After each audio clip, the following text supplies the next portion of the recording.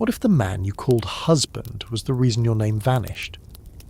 What if marriage wasn't love, but surrender under a silk veil? Tonight, you'll fall asleep as one of 1,000 stolen daughters, given not for joy, but to bind bloodlines. A girl pulled from her family, brushed until her hair shone, then walked into a stranger's camp as proof of conquest. You are no queen, no warrior, just another wife of the horde. You will not speak unless asked. You will not eat until the men are fed. You will not choose where you sleep, not ever. But you will smile when the guests arrive.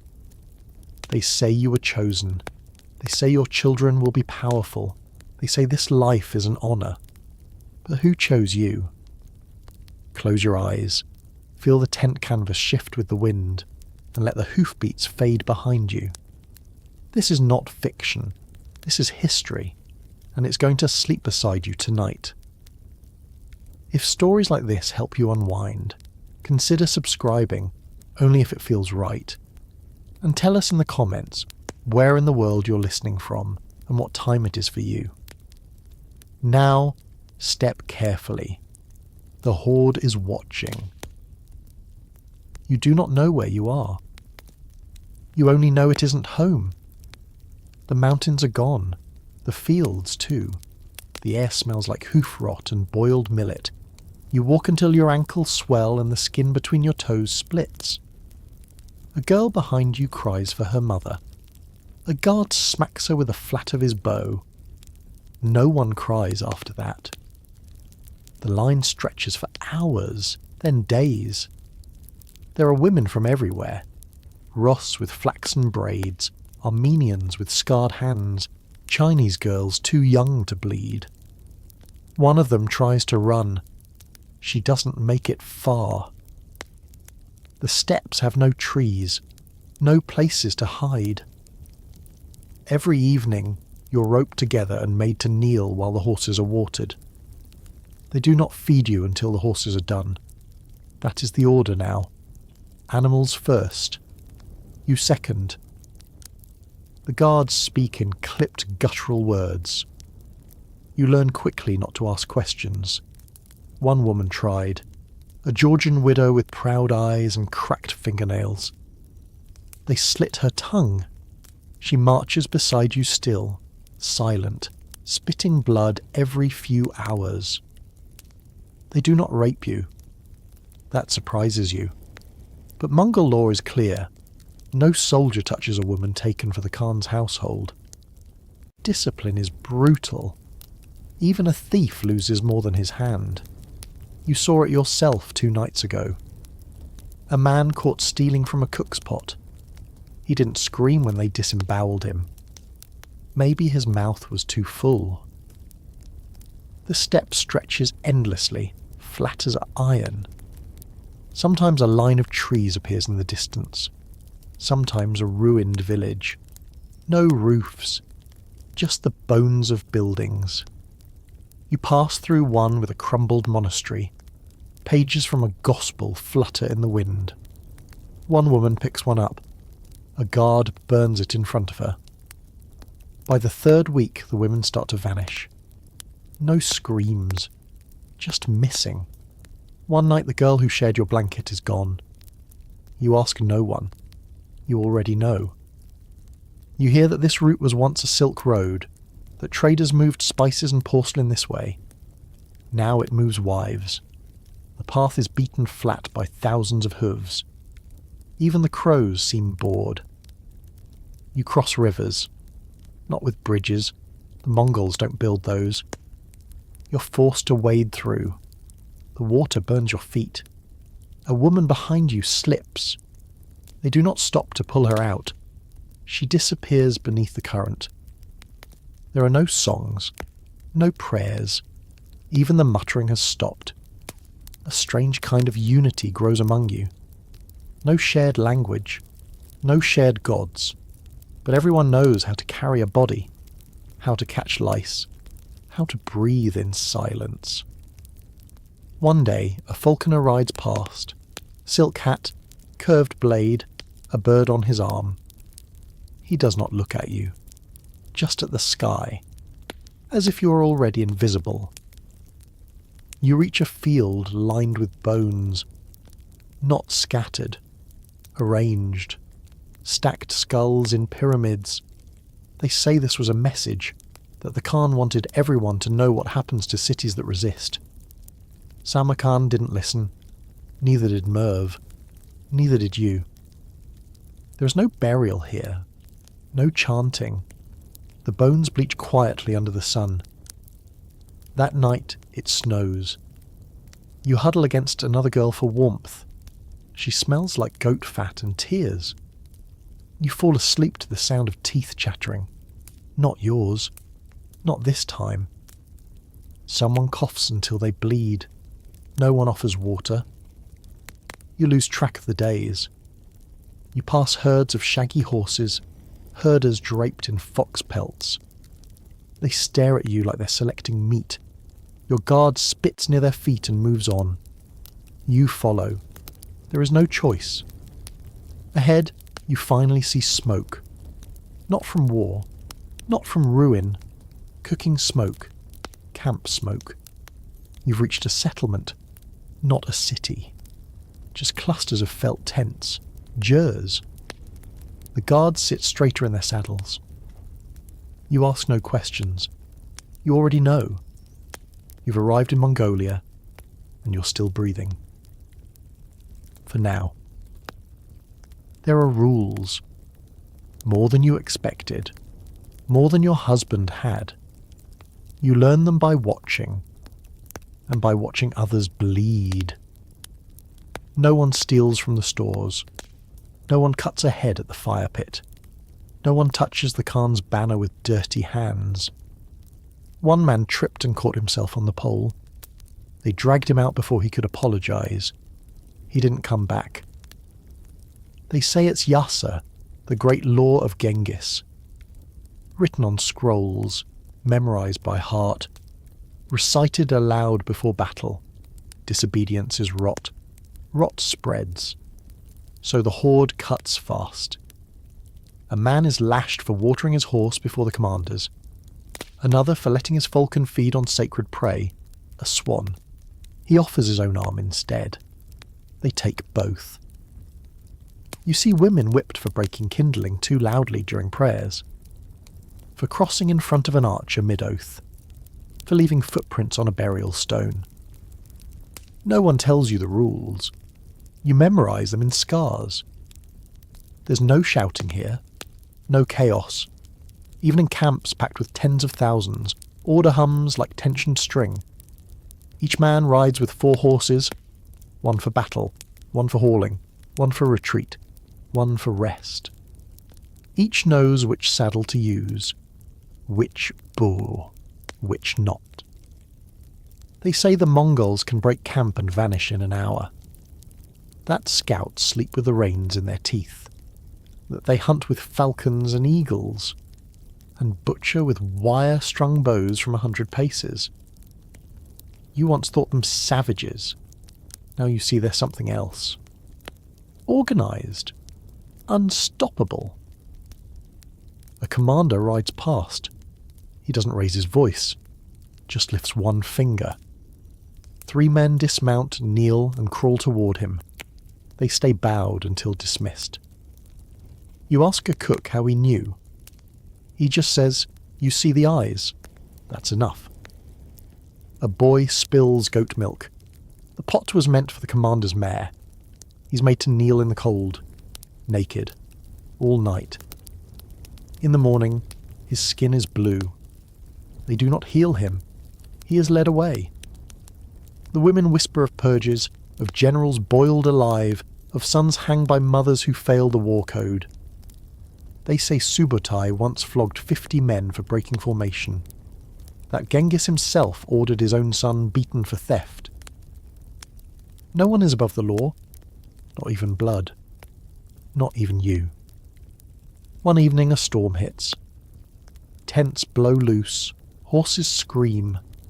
A baby is crushed beneath a collapsed yurt. The mother screams and tears her hair.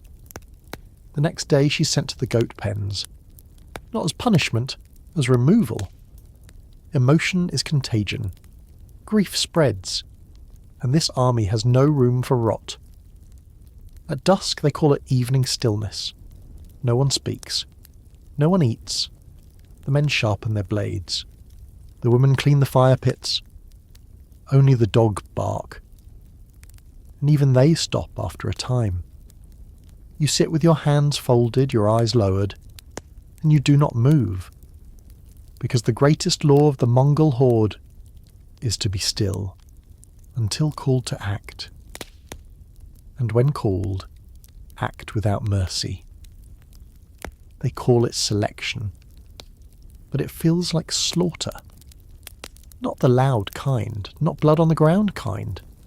This is slower, cleaner, colder, like being picked out of a butcher's window while still breathing. First, they cut your hair. Not all of it, just the parts with lice and dignity. You're washed in cold water and scrubbed with sand until your skin peels. Then they paint your eyes with powdered ash, smudge your cheeks with crushed berries. It stings, but no one flinches. Your old clothes are burned. You're handed silk robes, stiff, overdyed, borrowed from dead women who didn't last the winter. A girl from Kiev throws up. A guard slaps her. She doesn't do it again. Then comes the line. You and 24 others, standing barefoot on packed earth. A man with scrolls walks past you. Another with ink. They inspect your teeth, your hips, your hairline. One of them checks your feet for fungus. Another asks if you've bled yet. You lie. They record your name in a script you cannot read. And when you try to speak, they shake their heads. They're not here for conversation. They're here to match inventory. You're not being sold. You're being assigned. One to a smith, one to a bow maker, one to a lieutenant, one to a cousin of a Khan. But not all of you. A few are taken to another tent. You do not see them again. Traders arrive from Samarkand and Khiva, with bolts of cloth and spice pouches stitched in tiger hide. One man wears a white robe crusted with gold coins. He carries a knife curved like a hawk's talon. He touches a girl's chin, turns her head side to side, nods. She is led away. You're traded for a steppe pony, 2 goats, and a Chinese lacquered mirror. Someone laughs, someone else spits. You're told it's a good price. Your new master smells like garlic and leather and horse blood. He doesn't say your name. He gives you a new one, shorter, sharper. You learn later it means quiet. The camp shifts with every new girl distributed. Some are paraded like trophies, some are kept hidden. A Persian girl is dressed in red and made to dance. A Circassian is pierced and chained to a commander's horse. She does not fall behind. One evening, a group of women from the west are brought out and auctioned under lantern light. Frankish, Hungarian, Saxon. A crowd forms. You stay inside. You press your back to the felt wall and do not breathe. That night you ask a seamstress, an old Sogdian woman with clouded eyes, what this place is. She says it used to be called the Ordu, the mobile court of the Khan. Now it's something else. Now it's a marketplace. For bodies, for wombs, for legacies. A childless general receives 4 wives, 2 are barely 12. Another is already pregnant from before. He doesn't care.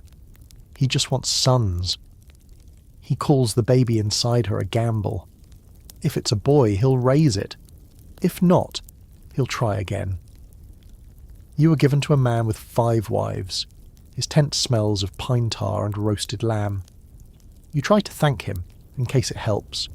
He grunts, leaves. You eat that night. Meat, rice, fermented mare's milk. You keep it down. One of his other wives, the third you think, braids your hair, tight, high, painful. Don't shame him, she says, then leaves. You sleep in a corner, wrapped in wool, listening to wind slice across the plain like a knife. In the dark you whisper your real name, just once, just to hear it again. It sounds like someone else's voice. The next morning a new girl arrives. She looks 14. Maybe. Her face is bruised. Her shoes are gone.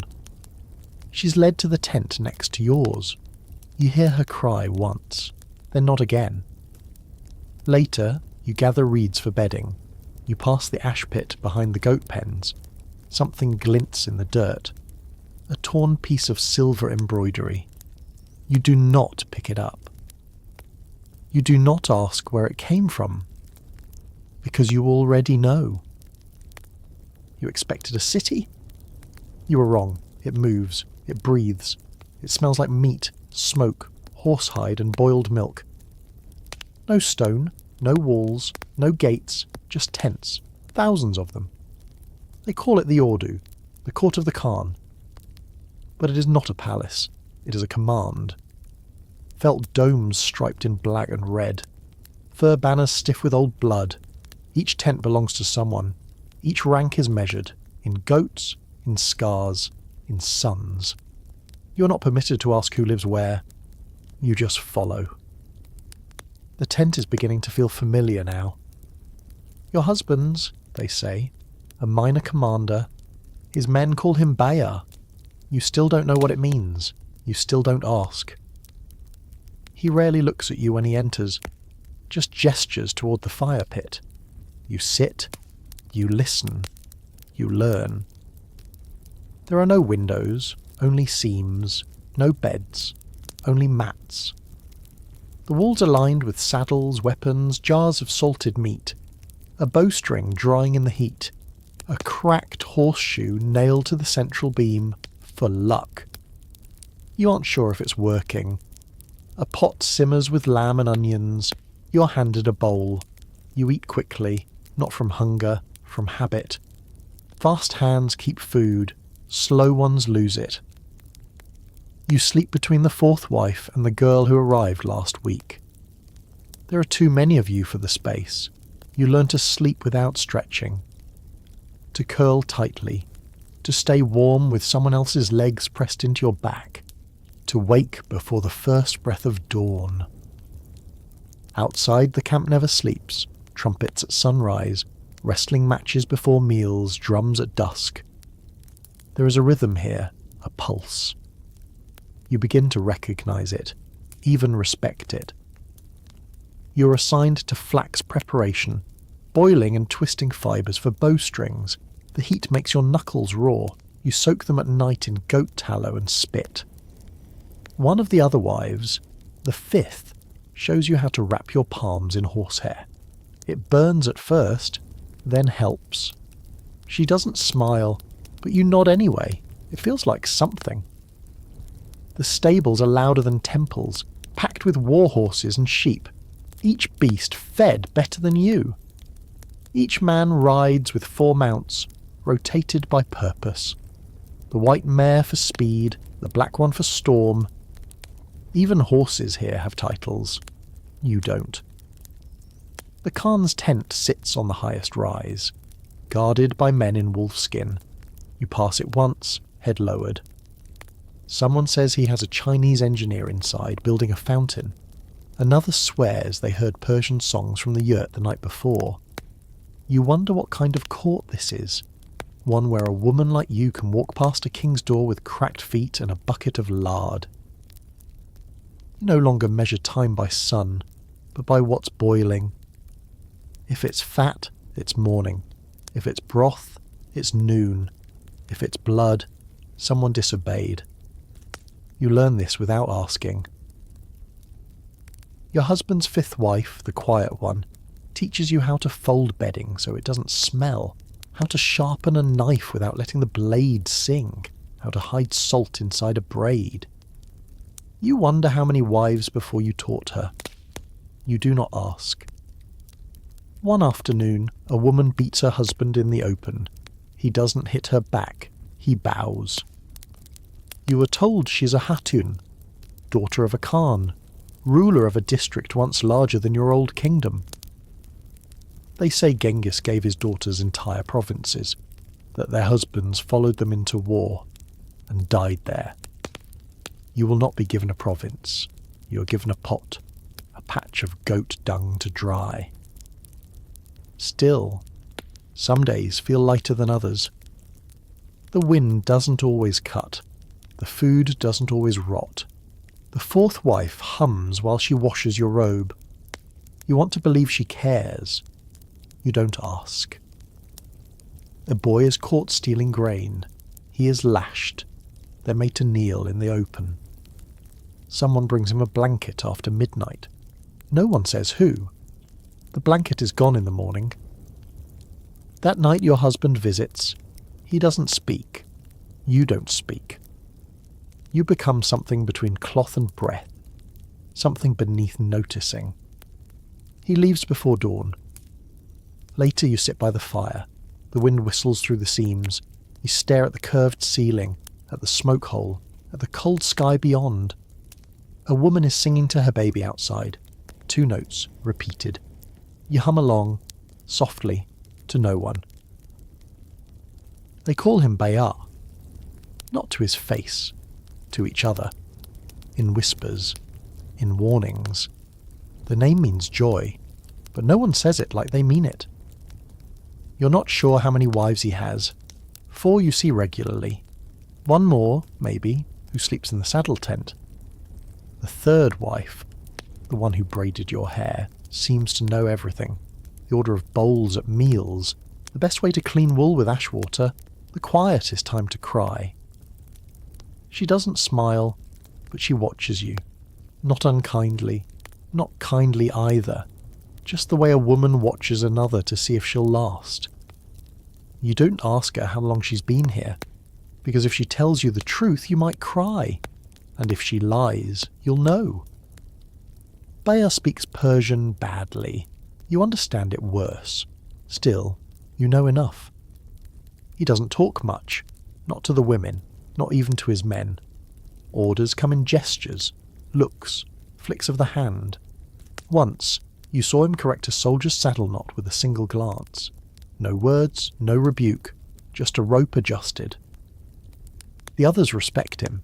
That's worse. Men with scars fear him. Men with sons obey him. Men with wives keep their distance. Your husband is not the kind to show mercy or preference. He treats you like something he uses, like a bowstring, like firewood. You are not his favourite. You're not his least. You're just next. He sleeps wherever the heat is best, sometimes next to the 3rd wife, sometimes by the yurt wall, once on top of a pile of saddlebags. You learn not to move when he enters, not to look when he undresses. You become as still as packed flour. He never hits you. That surprises you. He doesn't touch you much either. Sometimes for heat, sometimes for use, never for kindness. His boots never come off. You learn to clean around them, to bend at just the right angle, to stay quiet when the belt shifts. The 4th wife tells you to hum softly when he breathes heavy. It helps, she says. You don't ask who it helps. Bayar has a scar down his thigh, a jagged one. It glows red when he soaks in steam. You think it's from a lance, or maybe from a siege hook. One night when he's drunk on Arag, you ask. He slaps the side of his leg, smiles for the first time. "Russ girl," he says, then laughs. You do not ask again. He owns a bow made from oxhorn and birch. It's older than you, maybe older than him. He stores it above his bedding with dried apricots and a whetstone. You're not allowed to touch it. You touch it once anyway. Nothing happens. You don't do it again. The 5th wife is pregnant. Everyone knows, but no one says it. She eats more, moves slower, wakes in the night and rubs her belly. One morning Bea touches her shoulder, just once. The tent falls silent. Later, the third wife sews a tiny shirt from camel wool. You help her. She doesn't thank you. She doesn't have to. Even silence is part of the hierarchy here. Bea returns one night with blood on his hands. He washes in the snow, says nothing. Someone whispers he executed a traitor. Someone else says it was a boy who ran.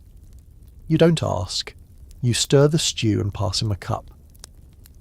You learn his rhythms, his eating sounds, the way his breath catches before he raises his voice.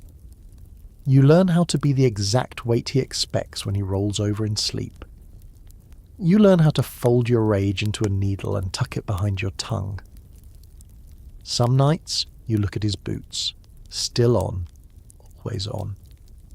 You wonder if they ever come off, if he even has feet, if he ever walks like a man, not a monster. You do not hate him, not really. Hating something requires energy, desire, a spark. You burned that out 2 weeks ago. Now you exist as a shadow in his tent, a crease in his bedroll, a bowl that refills itself. You have a name again, not your old one, not your real one, but one the others use, whispered, given. It means the silent wife. You answer to it, every time. There is no midwife, just women, old ones, tired ones, ones who've done it before. Some gave birth in fields, some on horseback, one while fleeing a burning tower.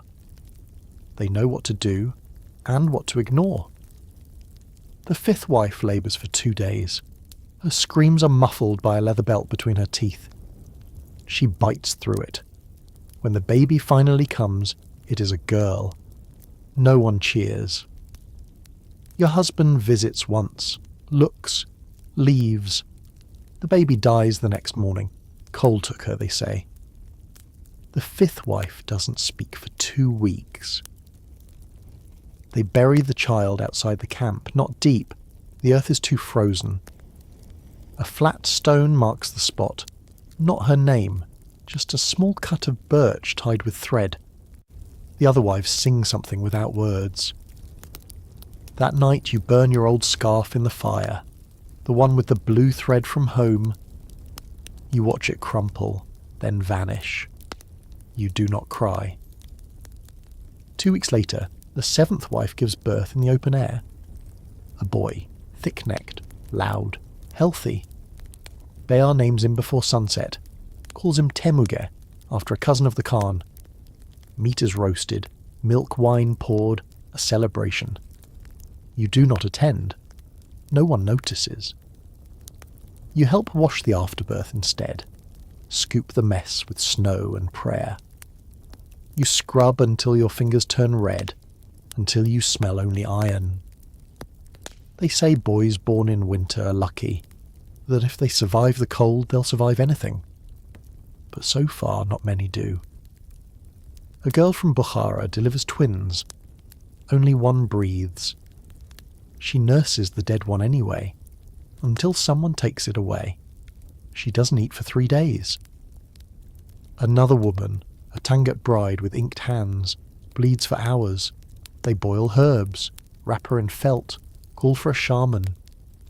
She dies before the shaman arrives. You help carry her body. She is small, too small to have held another life inside her. You bury her next to the others, east of the tents, past the dry riverbed. A pile of stones marks her, and 4 others.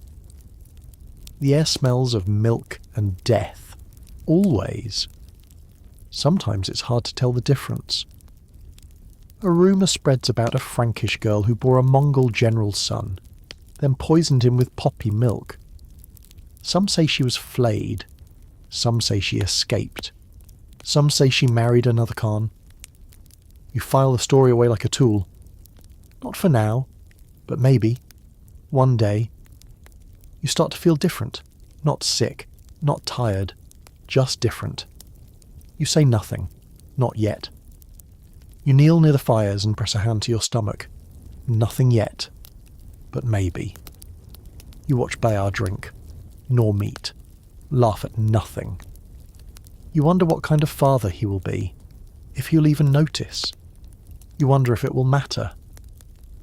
No one tells stories of mothers, only of sons, of conquerors, of names carved into stone. Women only get remembered when they scream loud enough, or die beautifully. You do not plan to do either. You hear of it first in whispers. A city that moves and doesn't move, a place where stone meets felt. A place the Khan built, then left, like a camp too proud to vanish. It's not on a river, it's not near a mountain, it isn't beautiful. But it's there, like a command, like a dare. You do not ride there, you are marched, led behind cart of tools and salted meat.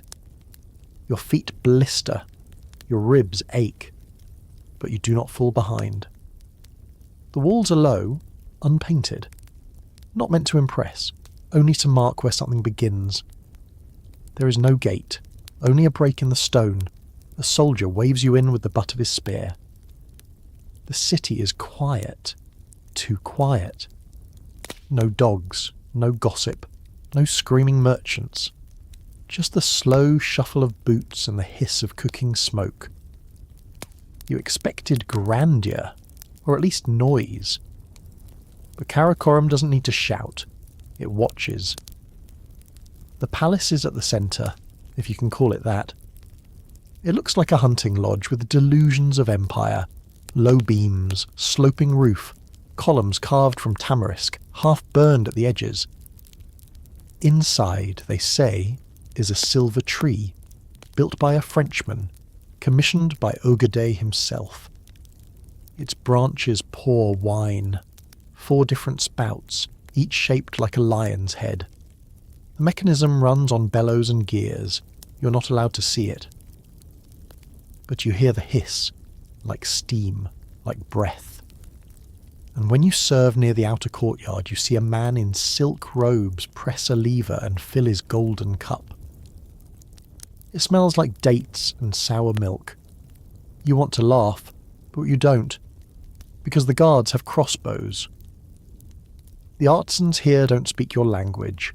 Some speak Persian, some speak Chinese, some speak only through drawings and nods. They paint tiles with crushed lapis, repair gold leaf with brushes thinner than a breath. One is missing fingers. He paints anyway. You sweep near the outer kitchens. You see more women than you've seen in a month, some in veils, some with henna on their hands. One woman walks past you in boots worth more than your village. Her eyes are painted. Her silence is heavier than armour. You are told she is a Khatan, a noble wife of Ogedei, a queen without a crown. No one touches her. No one speaks unless spoken to. She eats alone, surrounded by silence and honey. Bayar doesn't speak in Karakoram. He walks with purpose, flanked by junior officers. He carries a scroll. You do not ask what it says. When he returns at night, he smells of wine and burnt cinnamon. He doesn't touch you. Not here. Too many eyes. Too much consequence. You sleep in the service quarters, with the other wives. You're allowed to speak softly, allowed to stretch. It feels like freedom, but isn't. One night a woman from the far west tells a story of how she once danced in Baghdad. She was taken during the siege, lined up in front of a mosque, chained to the bones of its columns. She was 12. No one interrupts her story. You notice the way she holds her spoon, like a dagger. You learn something, without learning how to say it aloud. The city changes with the hour. In the morning, smoke. In the afternoon, shadows. At night, silence so thick it aches. There are no dogs in Karakoram, only guards. One day you're sent to deliver water to a Mongol noble's wife. Her yurt is square instead of round, its roof slanted like a pagoda. She doesn't speak, just gestures. You pour the water, you do not look up. But from the corner of your eye you see books, stacks, wood-bound, painted. She notices your gaze. You freeze. Then she slides one toward you, a book with no title, only patterns. You run your fingers over the cover. It feels like memory. You want to open it, but don't. She takes it back, gently, and you are dismissed. You are not punished. You are not scolded. But that night you dream of symbols you do not know, and a tree that pours wine from its leaves. No one tells you the rules. You learn them in bruises, in bowls handed too late, in places you're not allowed to sit. There are 7 of you. That number will not change. Bayar has capped it. For balance, he says. He never explains what kind of balance he means. The first wife doesn't speak to you, not directly. She doesn't have to. She speaks through placement, through glances, through who gets the softest blanket when it's cold. She was with Bayar before he wore armour, before he had scars, before the Khan called his name. She's older now. Her fingers are twisted from frostbite, but her voice still carries. She eats first, always. If meat is short, she decides who goes without. She never goes without. Her name is not spoken aloud, only nodded toward. The second wife is gone. No one says why. Her absence hangs like damp cloth. Everyone feels it. No one touches it. The third wife runs the tent. Not in theory, in fact. She distributes chores, she counts the bowls, she assigns sleeping positions. If you ask her a question, she decides whether you deserve an answer. Sometimes you do, sometimes you don't. She doesn't hate you, but she doesn't trust you. She has a deep scar on her side from a childbirth that ended in silence. She rubs it when she thinks no one's watching. You watch anyway. The fourth wife laughs the most, which isn't saying much. She sings when she works, out of tune, but steady. She has a son, barely walking, who's being raised in a different tent. She's allowed to see him once a week. On those days, she returns smelling like barley and ash. She doesn't talk about him. The fifth wife used to be first, somewhere else, some other man. She's quiet, dignified, the way a ruined temple still casts a shadow. She teaches you how to cook sheep gut without bitterness, how to clean wounds with ash. She is the only one who still prays. The sixth wife is you. You don't sit closest to the fire, you don't speak unless you're asked. You fold mats, you carry water, you help wipe blood from things no one wants to name. But you are learning. Where to be, when to vanish, how to nod without agreeing, how to speak without saying anything. The seventh wife is new. Too young, too pretty, too loud. She still cries at night, still wears her hair loose, still thinks Bayar will choose her for something special. He won't. She sleeps near the door. That's not an accident. That's where the cold comes in, where the wind finds its way. Once she asks you if there's a way out. You don't answer. You just shake your head, slowly. She cries again, quieter this time. Bayar doesn't visit her often, not yet. He rotates like the moon, predictable, cold. No one complains, not where ears can hear. One night the third wife makes soup, too salty. The first wife doesn't touch it. The next day the third wife is sweeping dung. She doesn't argue. Another time, the seventh wife drops a bowl. It cracks. A hairline break, almost invisible. The fifth wife notices. She says nothing, but the seventh wife ends up washing Bear's trousers for a week. That's how punishment works here. No lashes, no blood. Just changes in labour. Just silence that tightens. The food chain inside the yurt is more precise than the one outside. A misstep here doesn't mean exile. It means cold. It means hunger. It means a bruise where no one will look. You learn to move like smoke, to stay thin, to stay unnoticed. Even praise can be dangerous. Bear once says you make good tea. Just once. The third wife stops speaking to you for 3 days. The seventh wife spills your pot the next morning. You do not defend yourself. You remake the tea. Better this than attention. Better this than promotion. Still, the fifth wife places her blanket closer to yours that night. Not a gesture, a shield. You say nothing. You only sleep warmer. Power in the yurt doesn't come from who gets touched. It comes from who can move through the tent without stepping on anything sacred. Without waking the baby. Without breaking the fire. Without being seen. You're not lowest anymore, not quite. But you are still careful, because in this place even the floor remembers. War never ends. It only goes quiet, then starts again. Like a cough behind a curtain, like a knife sliding back into view.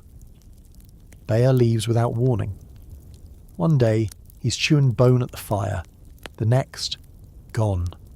His saddlebags vanish first, then his officers, then the smell of his breath from the sleeping tent.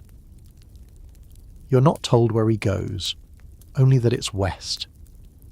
Or maybe east. The maps here don't matter. Everything is conquest. You hear whispers of Poland, of Hungary, of another campaign against the Song.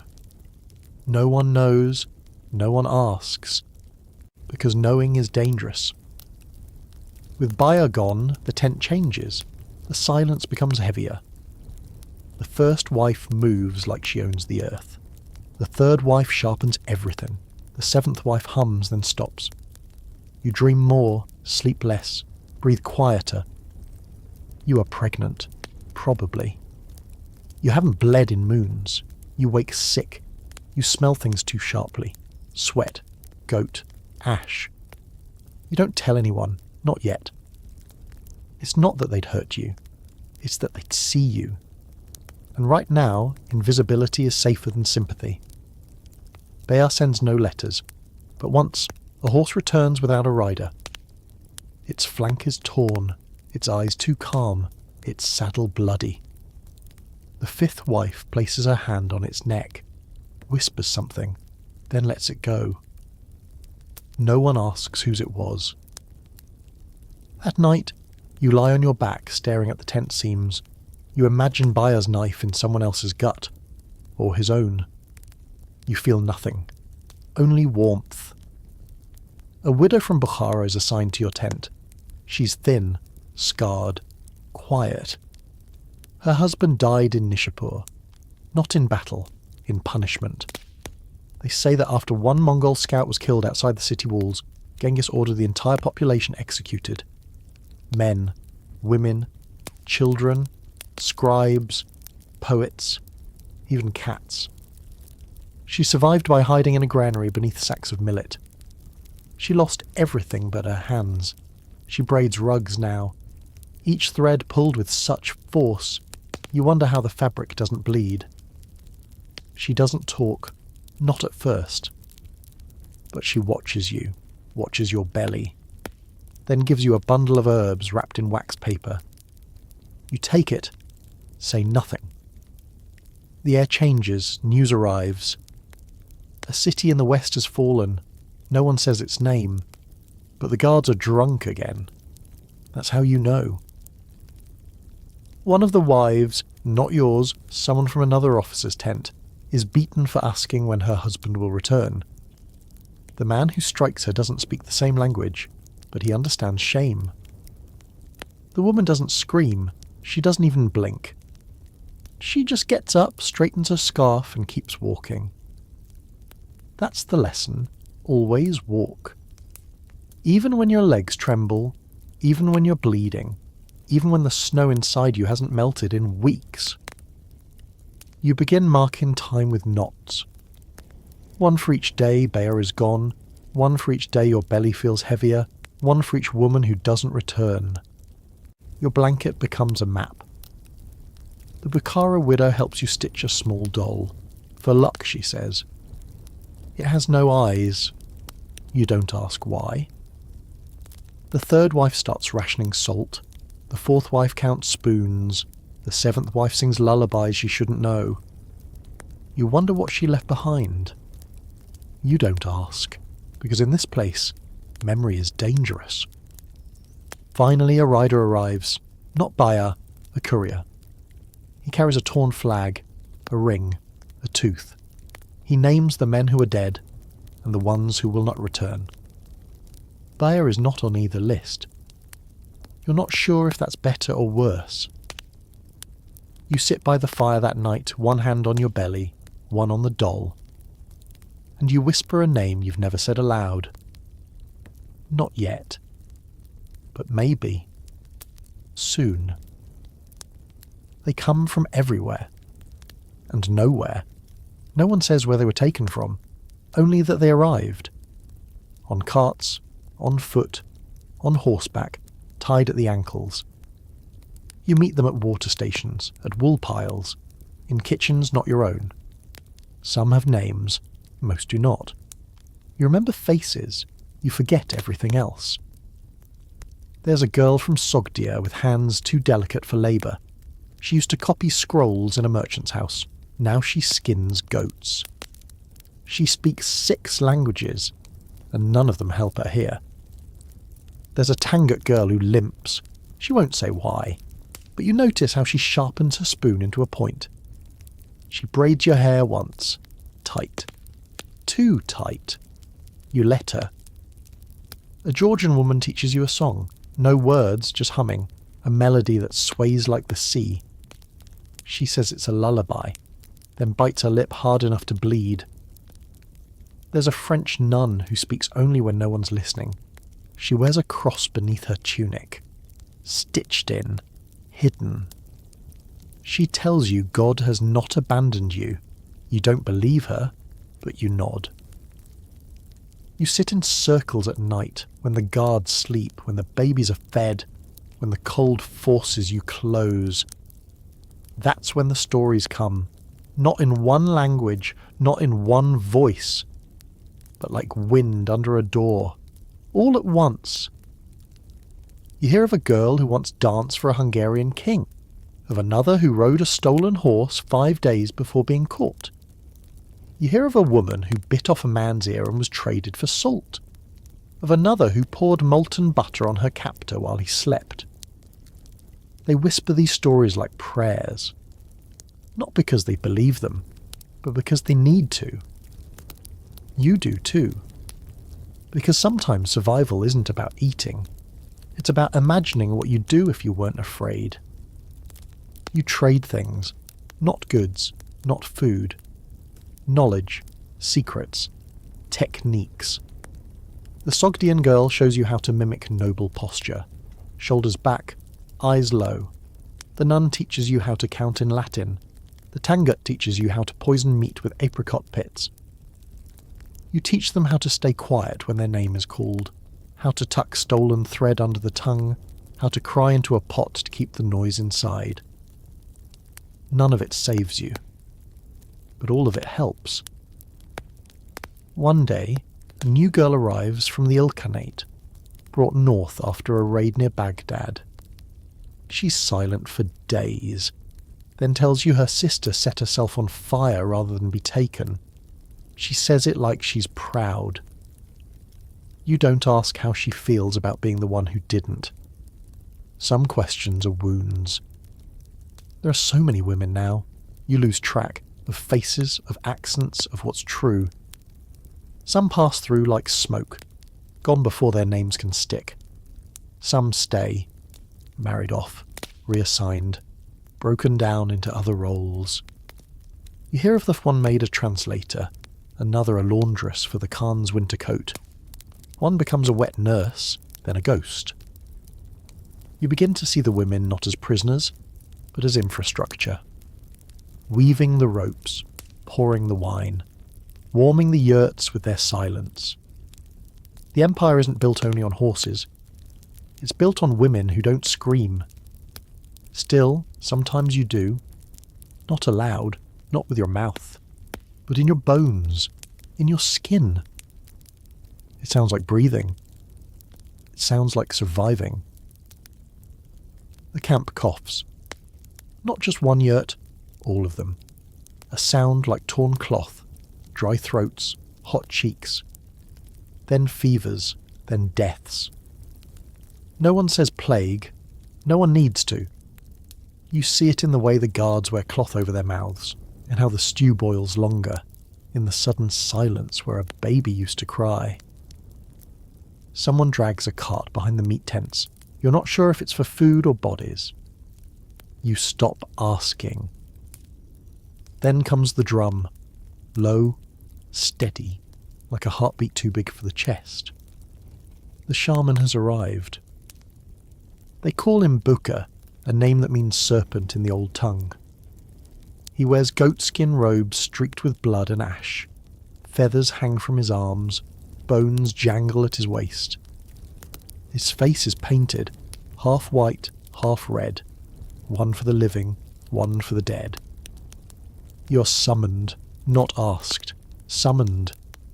The guards bring you before him as he burns pine resin in a bowl. The smoke stings your eyes, makes your baby kick. He does not speak at first. He listens, not to your voice, but to your breath, to your belly, to your shadow. Then he nods, murmurs something in a language you don't know, and spits into the fire. You flinch. He laughs. The women behind him do not. He paints your forehead with soot, a single dot. Safe, he says. But you don't feel it. The shaman visits every yurt, every 10th. He holds rattles over babies. He sings to the sick. He speaks to no one you can see. But somehow they answer.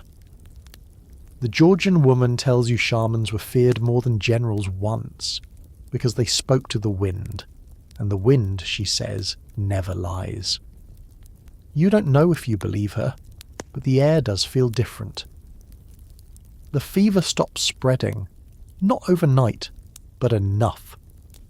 Enough that the guards stop covering their mouths, enough that the stew smells like meat again. Still, they keep the shaman. They give him his own yurt, his own guards, and women. Some go willingly, some come back crying, one does not return.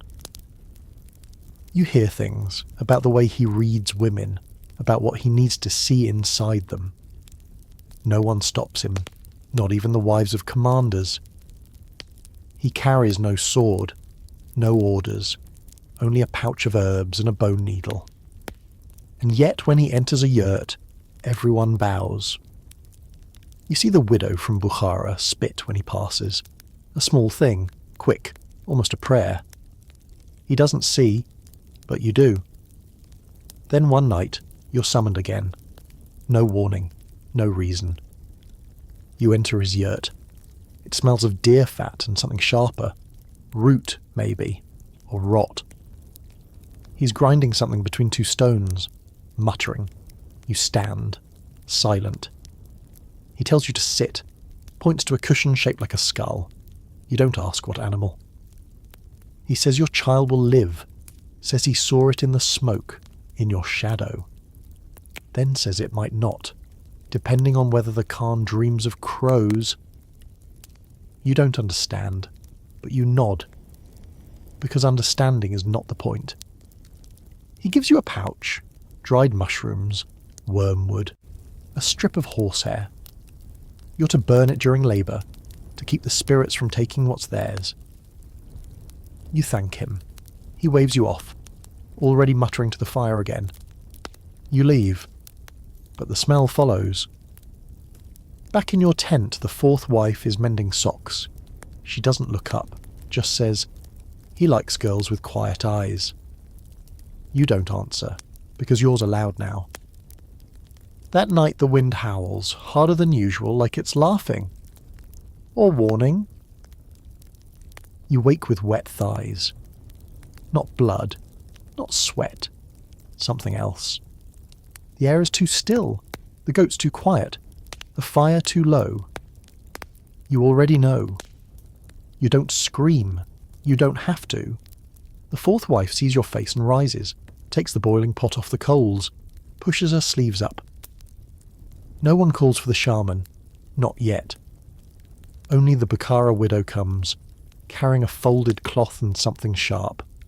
She says nothing, just nods. They help you lie back on the rugs, stacked wool and goat hair, already wet. Your belly feels like it's trying to escape your body. You'd let it. The first pain is a tremor, like a horse walking across your spine. The second is a spear, bent, blunt, angry. You bite your lip, draw blood.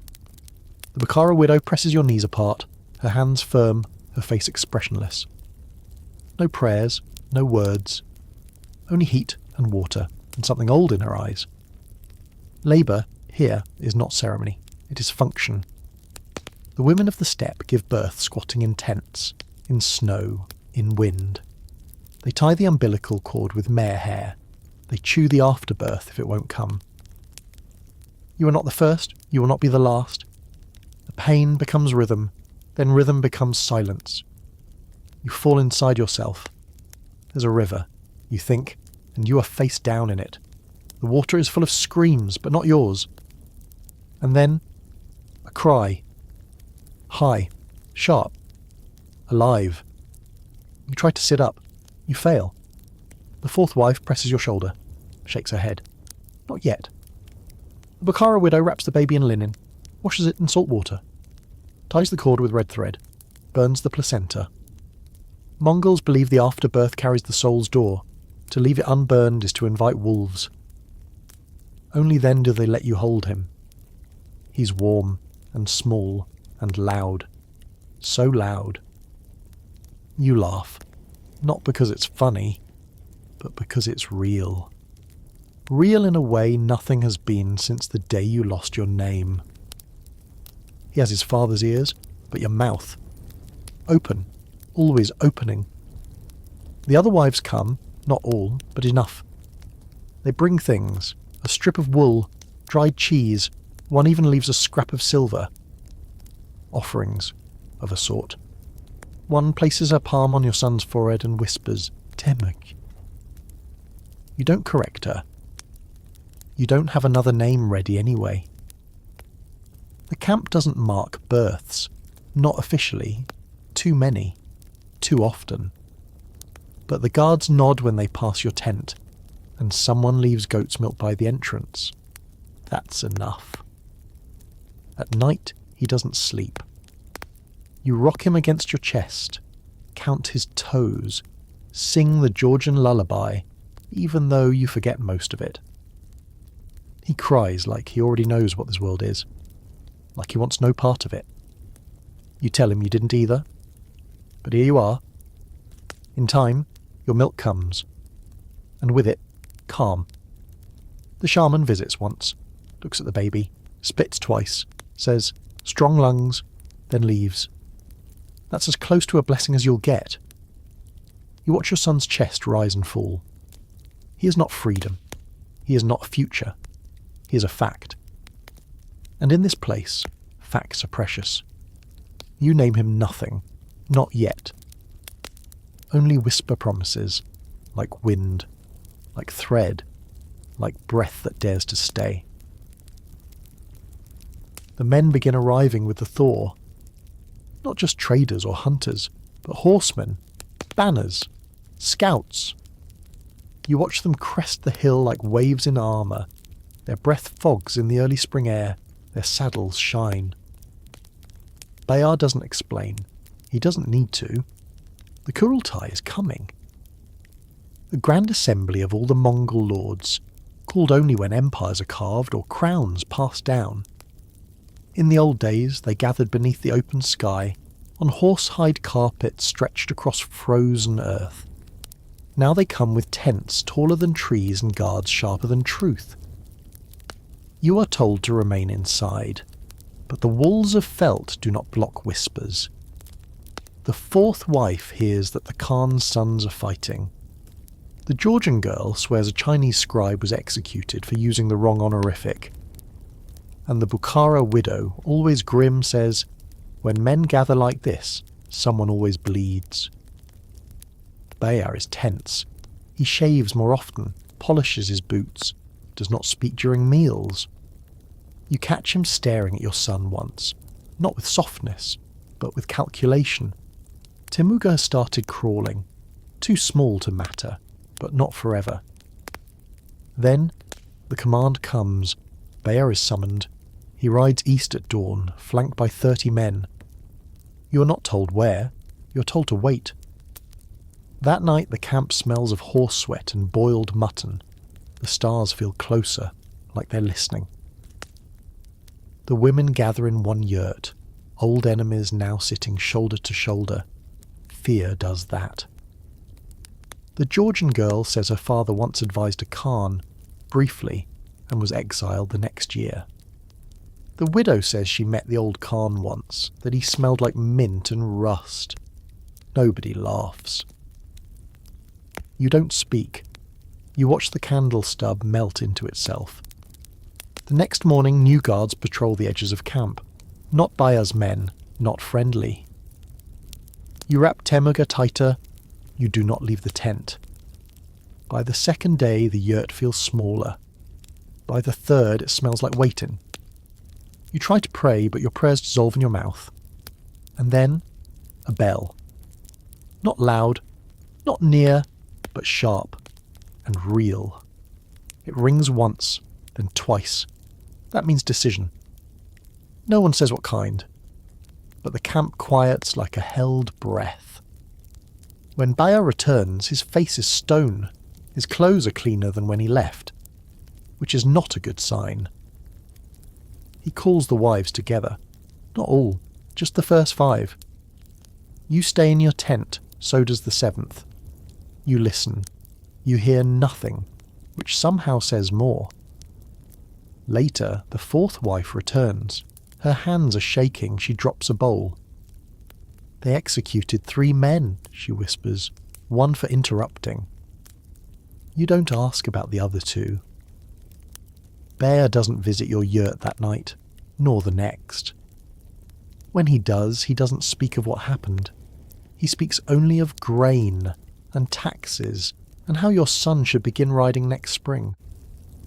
It is not comfort. It is accounting. You nod. You ask nothing. But when you wash Temuga's blanket that evening, you hum the old Georgian lullaby. And you fold the cloth tighter than before. Just in case someone else is watching now. Someone higher, hungrier. It starts with the merchants. Their eyes dart too much. Their horses are tired before the hills. They lie badly. You hear the whispers before the guards do, before Bayar does. Something is happening in the west. Not a raid, not a skirmish, a revolt. You hear names you haven't heard in years. Nishapur, Merv, Ray. Cities that surrendered long ago, now smuggling knives into their own grain sacks. Bayar doesn't speak of it, but he tightens the perimeter, changes the night patrol routes. He starts sleeping in his boots. He stops visiting altogether. The 4th wife says someone poisoned a water source near Samarkand. The widow says an envoy's head was delivered in a basket, still warm. You believe both. The 7th wife starts hiding bread in her bedding, even though there's no shortage. You start watching the horizon differently. Not for Bayar, but for dust, for distant shapes, for possibilities. You think, if rebellion reaches this camp, what will it look like? What will it smell like? You wonder if the revolt is the only way you'll see home again. You wonder if there is still a home to see. Timoga senses it too, the change. He clings more, sleeps less. You hum to him, even when your throat is dry. The guards start carrying curved blades instead of spears, closer-range weapons, made for camps. The men build watchtowers, fast and crude, and send messages by smoke. You recognise one of the symbols, fire in 3 strokes. Trouble nearby. Baya rides out with 24 men. He returns with 7. You don't ask, but his horse returns foaming, and his hands are wrapped in blood-soaked linen. No one talks about the Ilkhanate in the south anymore. It's burning. The revolt spreads like mould, quiet, inevitable, and impossible to clean once it takes root. One wife disappears, the third. They say she took poison. They say she ran. They say she was taken. You say nothing. Baya brings in a new girl a week later. Tatar. Pretty. Silent. You can't tell if she's lucky, or just next. You hear that a Persian noblewoman slit her master's throat while he slept. You hear she wore his ring until they hanged her. You wonder if that counts as freedom. Temujin gets a cough. It doesn't go away. You trade 2 scraps of silver for a poultice and the shaman's attention. He says the cough is spirit-driven, burns goat fat and chants, then leaves. Temujin does not get better. The 7th wife holds him while you sleep, sings in a language you don't know. You stop asking her what it means. The not knowing feels protective. By the time Baya returns from his next patrol, half the grain stores are gone. Stolen, burned, traded. No one says. He rages, but quietly. The kind of quiet that bruises. You clean blood from the rim of the yurt door. It isn't yours, but the wind doesn't care. That night you dream of fire, not destruction, just warmth. And in the morning, for one moment, you think the distant smoke is sunrise. It isn't. The revolts are no longer far away. They're here. It begins with silence. Not the silence of sleep, not the hush of snow, but the kind of stillness that spreads across entire steppes. Baya receives the message before dawn, carried by a rider who doesn't dismount. A wax seal, a narrow slip of parchment, no signature. Baya reads it once, then burns it. He doesn't say the words aloud, but every man in camp knows. The Khan is dead. Not your Khan, but the Khan, the one they toasted to at feasts, the one whose name was carved into ivory and burnt onto the necks of condemned enemies. The great Khan. Ugadei, son of Genghis, dead in the winter palace after too much wine, or maybe poison, or grief, or simply age. History does not always agree on the terms, but it always agrees on the consequences. Everything stops. Couriers scatter like ants over salted meat. The Kurultai must be summoned. Lords must vote. No campaign continues until the next Khan is chosen. No conquest. No siege. Even rebellions pause, waiting to see who the new hammer will be. Baya does not eat that day. He meets with his officers. He sharpens his sword. And then he enters your tent. He looks older, not tired, worn, like a saddle left too long in rain. He picks up Temujin, says nothing, holds him for a long time. Then there will be changes, and he leaves. The next morning half the guards ride east, Baya with them. The other half stay, but their eyes are already elsewhere. The camp feels hollow. The 4th wife begins packing her things. The widow watches her like a crow on a beam. No one tells you what to do, which is somehow worse. You ask the Georgian girl if she's heard anything. She only says, They executed a general in Karakoram for choosing the wrong side too early. The wives all sleep in their own yurts again. The shared dinners end. It's safer to be alone. That week, 2 more riders arrive. One brings scrolls, the other brings silence. No one tells you what the scrolls say, but the next day, the smith sharpens 3 dozen arrowheads. Bear is gone for 12 days. When he returns, his face is unreadable. He visits only the first wife. Then he leaves again. The 7th wife stops brushing her hair. The 4th wife starts brushing yours. There is talk of a vote, not a peaceful one. Karakoram is boiling. Some say Tolui's son will claim the seat. Others say a grandson of Genghis from the west will march east with 10,000 men. You say nothing, because you understand now. The Khan is dead, and when kings fall, it is women and children who are trampled under their names. You wrap Temujin in 2 layers that night. You move the fire closer. You do not sleep. You wait. Not for Bear, not for orders. You wait for whatever comes next. The firewood arrives in bundles too perfect, bound in clean rope, cut to equal lengths. No one does that for a war camp. You know what it means. Someone important is coming. Or worse, someone powerful is watching. Bear's men begin speaking in shorter sentences. They wear their belts tighter, their boots cleaner. You're told not to speak unless spoken to. Which is funny, because no one speaks to you anyway. But this silence feels heavier. It has purpose. It's the kind of quiet that means deals are being made, and none of them include you. The first wife begins dressing in blue again. Royal blue. The colour reserved for those who expect to be seen. She even wears her wedding necklace again, the one you hadn't seen since the winter before Temuga was born. She ties her hair in 3 braids, the ancestral style of her father's clan. She's not just dressing for beauty, she's dressing for recognition. The 4th wife begins keeping her son beside her at all times, even when he sleeps, even when he eats. The boy is 7 now, old enough to ride, old enough to die in someone else's mistake.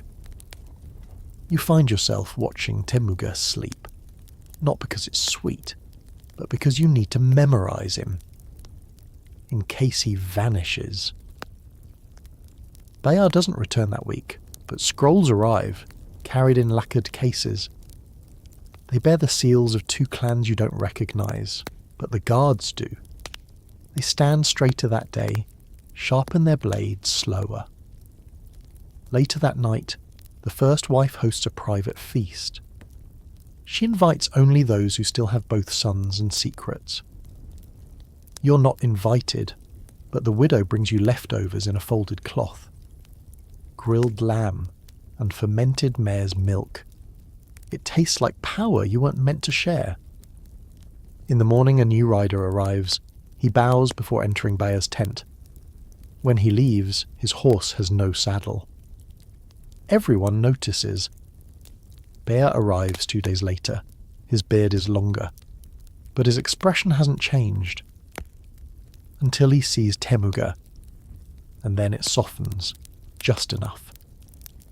He places a carved wooden amulet around Temuga's neck, something old, worn smooth from handling. You recognise it from Bayar's belt. He's never taken it off before. Not even when he bathed. Not even when he bled. He doesn't explain, just looks at you and says, "There may be offers," then walks out. That night the 4th wife asks if you've heard anything. You say no, she doesn't believe you. But she offers you stew anyway. You eat it slowly, trying to taste what isn't said. There's something bitter in it, but not poison. Regret, maybe. The next morning Bayar calls a meeting, not with his men, with the wives. All 7, including the Tatar girl who barely speaks your language. You sit in a circle.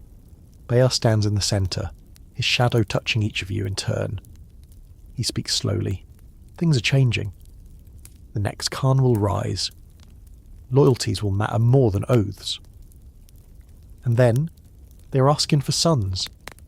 Not wives, not cattle, not coin. Sons.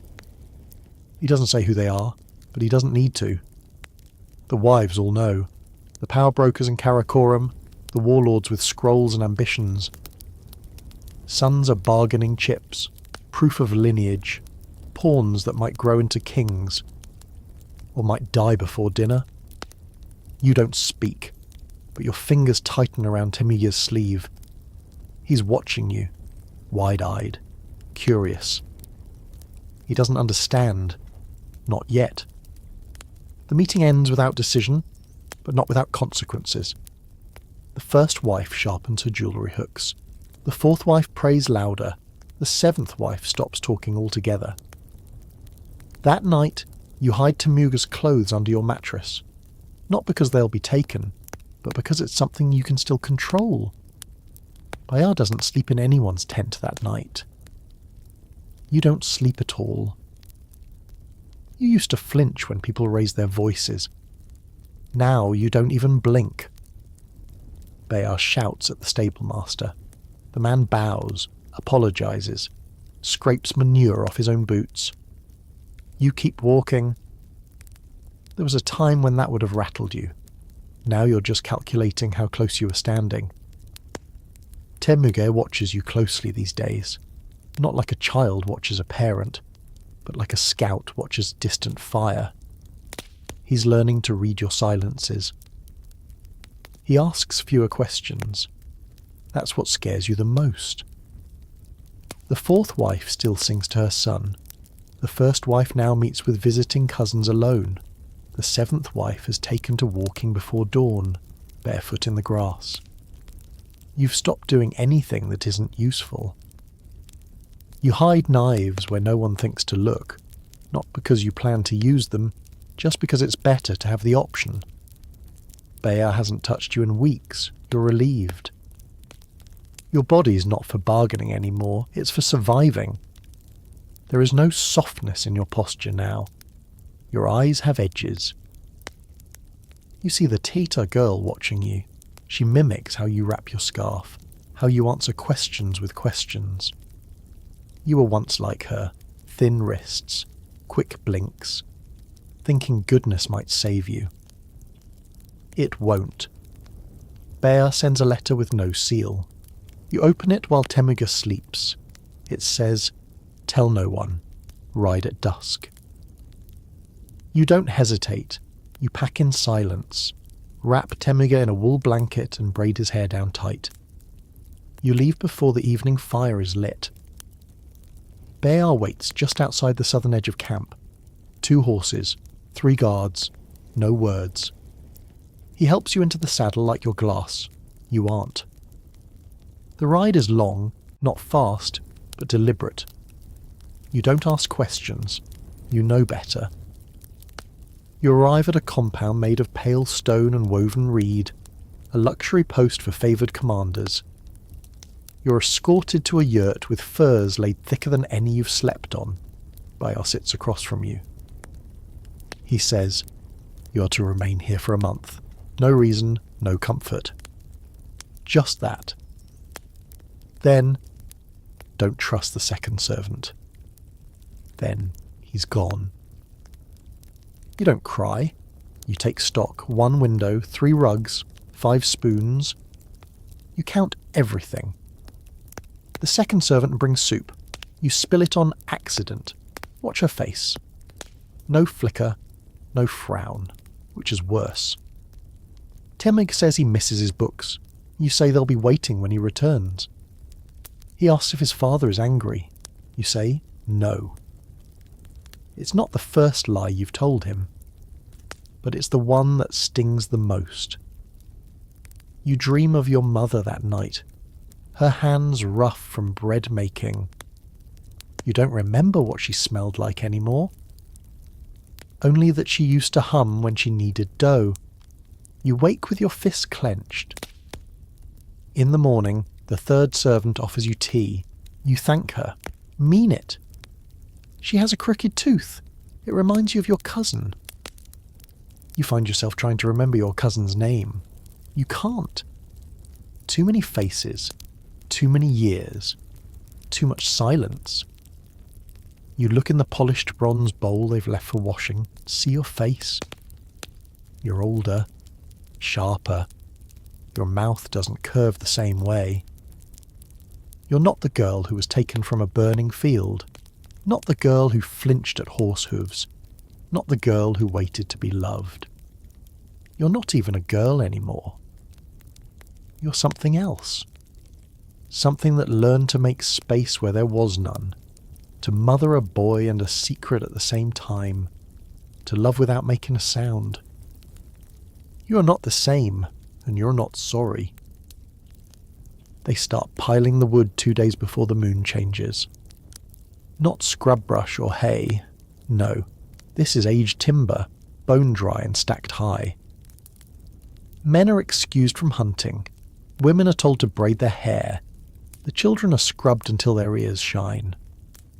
You know what it is before they name it. The fire festival. Once a year, when the winds shift and the grass whispers of storms, they burn the bad away.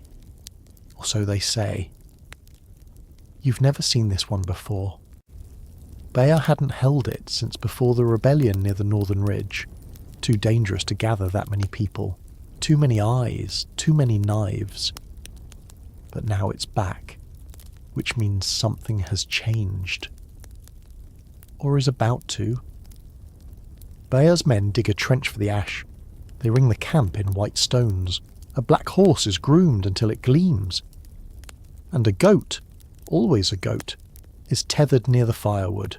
Not for eating, not tonight. The wives all receive new robes. You're given red. You don't ask what that means. The colour of blood, or power, or both. Temir asks if the fire will be big. You say yes. He asks if it will eat the stars. You say not this year. The widow paints ash symbols on your face. She says they protect against envy. She doesn't say whose.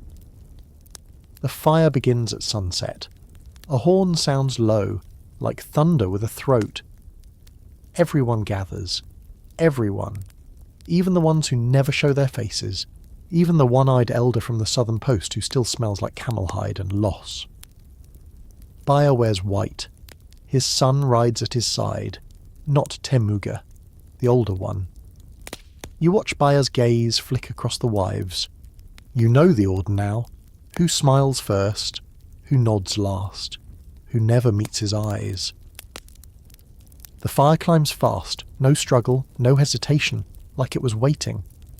Someone begins to sing, low, gravel smooth. A story of smoke-eating sorrow. The goat is not sacrificed. Instead, it's released. Its hooves clatter over the stones as it runs into the dark. Bayah calls that mercy, or symbolism. No one asks which. You stand beside the fourth wife. She smells of rose oil and fear. She grips her son's wrist tighter than she means to. The fire roars, the men cheer, the stars shrink, and you feel something change inside you. Not just in fear, but in calculation. You look at Bayah. He's smiling, but not at you. He's smiling at his legacy. And suddenly you understand. This festival isn't about cleansing, it's about declaring. Declaring who stands where, who holds what, who will be remembered when this fire is only smoke. You glance down at Temuga. He's drawing circles in the ash with a stick. Perfect spirals. The fourth wife says, "He's clever." You nod and say nothing more. That is your power now. Bayah begins a speech. You catch only the shape of it. Honour, loyalty, sky-favoured blood. The crowd murmurs approval. But the wives are not listening. They're watching each other. You feel it too. The air around you isn't hot, it's sharp. Someone passes behind you and mutters, "Winter will change things." You don't turn, you don't ask. But your stomach tightens. Winter is when camps empty, when alliances strain, when suns disappear. The fire cracks, sparks dance, and still bear talks. You close your eyes, not to sleep, not to pray, just to listen. For who whispers your name, for who avoids it. For the sound of footsteps on ash. Temug tugs your sleeve, points to a boy across the fire pit. The boy stares at him too long. You nod, not because you know him, but because you want the boy to see that you see. This is the game now. Eyes, signals, stillness. The fire burns low. You're told to walk through the smoke, one by one. Bayar walks first. The wives follow. You are last. Temuga follows close, coughing. You hold his hand tighter. The smoke stings your eyes. Your throat burns. You do not flinch. Not even when you hear the fourth wife whisper something to her son, a name not his own. You keep walking. Into ash, into heat, into memory. Because there is no going back. Only forward. Only fire. You never learned to write. Not in the way a scribe does, with ink and parchment, words marching neatly like a row of obedient sons. But that doesn't mean you don't compose. You compose in ash, in silence, in the stillness after a question you choose not to answer. You compose every time you braid Temuga's hair tight before dawn, because that's when the winds are cruelest. You begin these letters in your head. You finish them in dreams. To your mother. I don't remember your voice anymore, and just the weight of your hand. I remember the time you made dumplings without meat. You told us it was monk style. I believed you. I was 6. There's no flour here. They eat millet and horse. You would have hated the noise, the constant neighing, the way they shout without meaning to. But you'd have known how to bargain for warmth, how to trade 1 favour for 3, how to smile with your eyes and not your mouth. I do that now. I pretend you taught me. You'd be ashamed of what I did to survive, and proud too. I think that's possible. To be both. To your firstborn who didn't cry. You were small. Too small. The midwife didn't even say a prayer, she just wrapped you and placed you in my hands. I looked for movement, warmth, anything. But there was no fight in you. And I think, maybe, that was a kindness. There was a frost that night. The stove had gone out. The yurt was quiet. I didn't scream. I didn't weep. But I bit my own lip until I tasted iron, because some grief must stay inside. That was your only warmth. I've never spoken of you, but I remember. Even now. Especially now. To Bayar. There are too many versions of you. The man who gave me a pomegranate once unasked. The man who pushed a boy off a horse for forgetting his saddle. I don't know which one you are when you sleep. I stopped waiting for softness. But I learned your tells, your silences. When your brow creases, it means you're planning something. When you laugh too loud, it means you're lying. You think you've hidden your fears, but they bleed through the seams. You fear dying before your son can carry your name forward. You fear the old general who whispers to the southern camp. You fear your father's legacy, not because it was violent, but because it was fragile.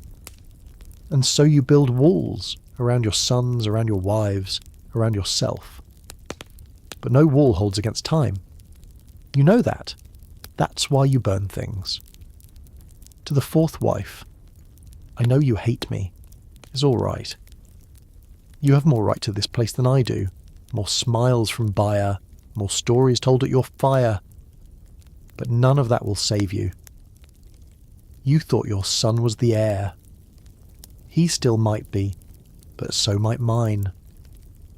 You braid your hair tighter now, as if preparing for battle. I see the way you watch my hands.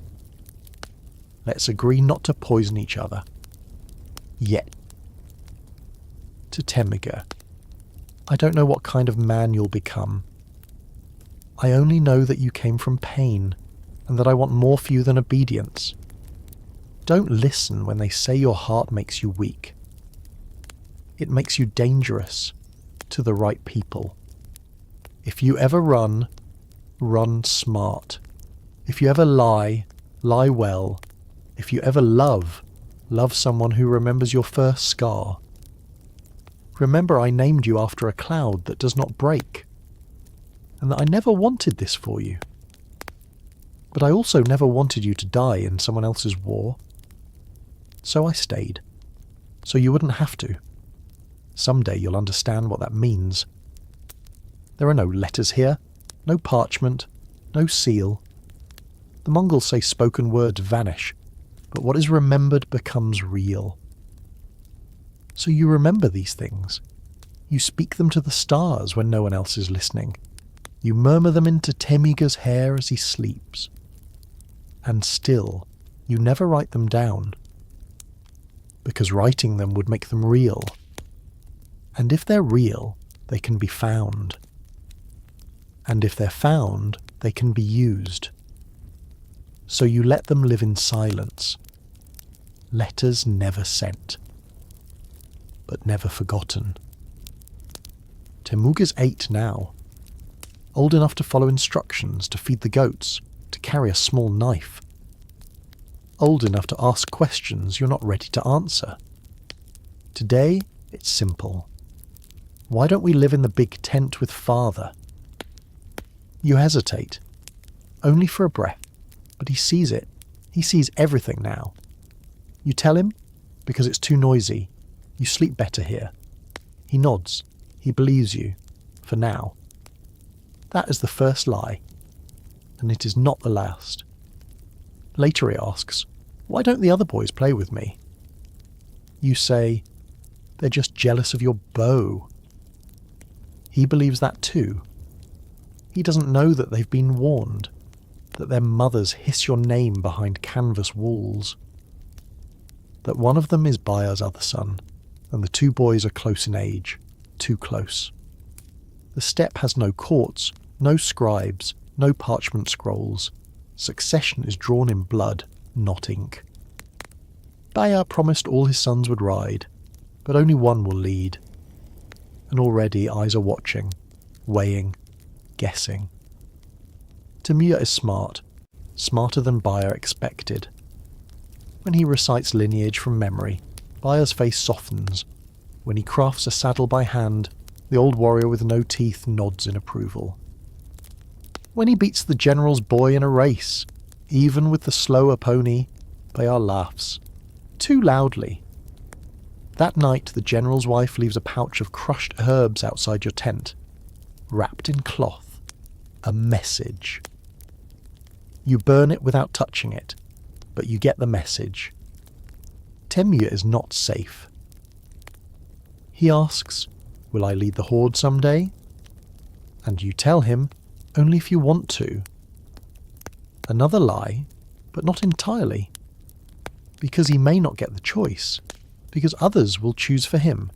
Because his name, his eyes, his very presence might be enough to put a blade in his back.